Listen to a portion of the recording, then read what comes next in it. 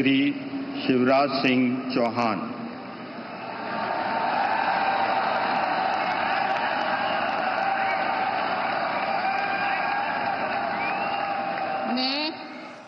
मैं शिवराज सिंह चौहान ईश्वर की शपथ लेता हूं कि मैं विधि द्वारा स्थापित भारत के संविधान के प्रति सच्ची श्रद्धा और निष्ठा रखूंगा।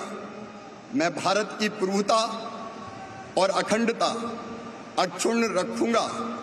मैं संघ के मंत्री के रूप में अपने कर्तव्यों का श्रद्धापूर्वक और शुद्ध अंतःकरण से निर्वहन करूंगा तथा मैं भय या पक्षपात, अनुराग या द्वेष के बिना सभी प्रकार के लोगों के प्रति संविधान और विधि के अनुसार न्याय करूंगा।